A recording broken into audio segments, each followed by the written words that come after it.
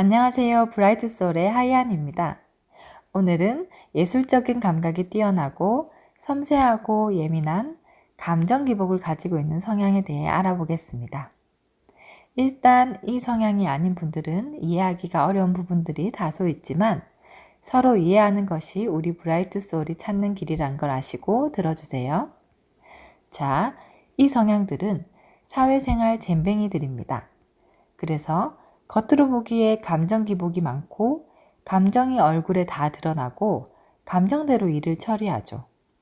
그리고 섬세하고 감각적이라 식물이나 동물, 물건 등에 이름을 짓거나 대화 나누기, 의인화할 때가 있습니다. 어떤 날은 작은 것에도 행복해하고 어떤 날은 별일 아닌 것에 괴로워합니다. 만약 당신의 연인이 이 성향이 있다면 아주 매혹적으로 보일 때도 있고 아주 선하거나 천진해 보일 때도 있다가도 갑자기 화를 내거나 토라지거나 사라지는 등 이중적인 모습을 보일 수 있습니다. 그리고 이들은 예술 감각이 뛰어나기 때문에 미술, 음악, 소설, 시, 무용, 패션 등 예술적인 곳에 종사하거나 그런 업무를 하면 큰 두각을 나타내죠. 연예인, 특히 가수나 작곡가 등에도 많이 있답니다. 자, 그럼 이런 예술적인 감성을 가지고 있는 성향의 내면을 한번 들여다볼까요? 사실 이들의 핵심은 자신의 정체성을 끊임없이 찾는다는 것입니다. 쉽게 얘기하면 남과 다른 자신을 찾으려고 끊임없이 자신의 내면의 미로를 헤매는 거죠. 그리고 자신의 주관적인 감정으로 세상을 바라보기에 주변에서는 개인주의, 이기주의자처럼 볼 수도 있습니다. 이들은 남과 달라 평범한 것은 싫어 등 끊임없이 남과 다른 정체성을 찾아다니죠. 그리고 연인을 찾을 때도 본인의 이런 복잡한 정체성을 모두 인정하고 이해하고 포용해주는 그런 이상적인 연인을 찾아다닌답니다. 그래서 그런 이상향을 항상 기다리기 때문에 다른 사람의 작은 친절에도 금방 사랑에 빠지기도 하고 오해를 해서 유혹하기도 합니다. 그런데 아이러니하게도 격정적인 사랑의 감정을 가졌다가도 그 사람이 자신이 찾는 이상향이 아니란 걸 금방 깨닫고 멀리하거나 차단하는 행동을 하죠. 사실 전 이 성향과 거의 반대되는 성향이라 이 성향을 이해하는 게 제일 힘들었는데요. 만약 지금 듣고 계신 당신이 이 성향이 아니시라면 정말 저희 브라이트 소울을 잘 들으신 거예요.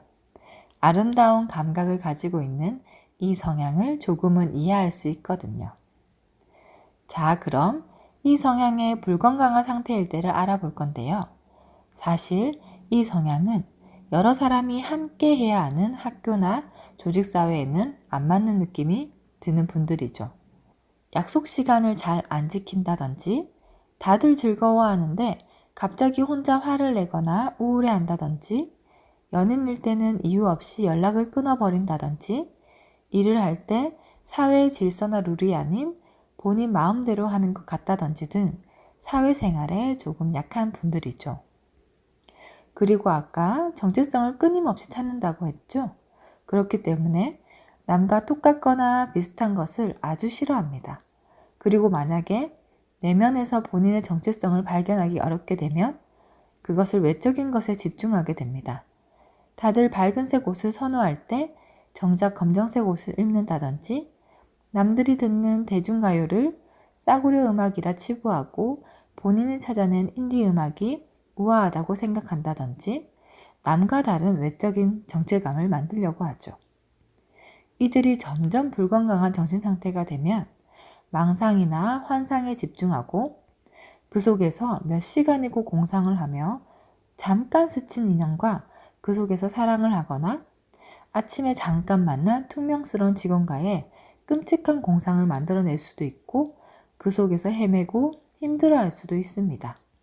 이런 공상들은 좋은 스토리든 싫은 스토리든 본인이 배우가 되면서도 동시에 관객이 됩니다. 이들이 불건강한 정신 상태가 될수록 주변과 멀어지며 혼자만의 시간을 가지거나 공상에 빠져 있는데 아이러니하게도 이것은 본인을 챙겨달라는 목소리 없는 하소연이라는 것을 주변에서는 알아야 합니다. 하지만 혼자 있길 원하고 주변과 고립될수록 점점 더 비현실적으로 본인을 몰아넣으면서 일상생활이 힘들거나 잠을 많이 잔다든지 음식, 약물, 술 등에 빠지거나 최악에는 자신을 파괴하는 자살 시도까지 갈 수도 있습니다. 연예인 중에 뛰어난 연예인 기질을 가지고 있으나 우울증으로 젊은 나이에 자살을 선택하는 사람들 중에 다소 이런 성향들이 있을 수 있습니다.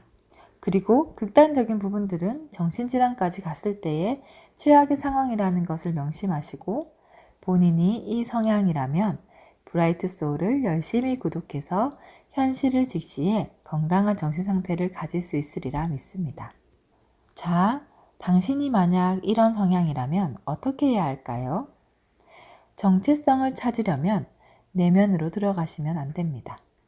오히려 밖으로 나와 당신 주변의 사람들에게 귀 기울이세요. 객관적인 시각으로 봐주는 분들을 찾으셔야 합니다. 왜냐하면 당신은 충분히 남과 다른 멋지고 아름다운 유일한 존재이기 때문입니다. 그것을 알려줄 수 있는 것은 당신 안이 아닌 당신 밖에 있습니다. 그리고 본능적으로 올라오는 당신의 그 격한 감정들을 쏟아부을 어떤 것을 찾으세요. 그게 그림이든 책이든 시든 노래든 음악이든 단순히 색종이 접기나 뜨개질이 될 수도 있습니다. 저런 건 남들이 다 하는 거라고 생각하시나요? 아닙니다. 당신은 단순한 종이접기라도 당신만의 감각으로 당신만의 유일한 작품을 만들어낼 수 있는 사람입니다. 그리고 사람들을 대할 때, 주변을 만날 때 객관적인 질서와 모두가 사용하는 룰을 쓰세요. 당신만의 시계가 아닌 모두가 사용하는 시계로 세상을 바라보세요. 당신이 그것을 깨닫고 추락하려고 하는 감정은 흘려보내고 다른 이들과 같은 시각으로 보고 얘기할 때 진정으로 당신의 정체성을 찾고 마음의 평화를 찾아지면서 온전히 예술적인 감성을 작품에 쏟아 넣어 다른 이의 마음을 움직이고 세상에 새로운 영감을 주는 사람이 될 수 있습니다. 그리고 만약 이런 성향이 주변에 있으신 분들은 이들이 힘들어하고 깊이 내면으로 들어가려고 할 때 내버려 두지 마세요. 그렇지만 달래려고만 하지도 마세요. 그들이 원하는 게 아닐 수 있습니다. 붙잡아 주시고 그리고 그들을 위해 객관적인 시각을 얘기해 주세요. 그게 정말 필요한 것일 수 있습니다. 어떠신가요? 이 성향에 대해 조금 이해가 되셨나요? 여유가 될 때 이 성향의 이해도를 높이기 위해 상담 사례를 한번 만들어 보도록 하겠습니다. 오늘은 여기까지 하고요. 저는 브라이트 소울의 하이안이었고요. 구독과 좋아요 꼭 눌러주세요.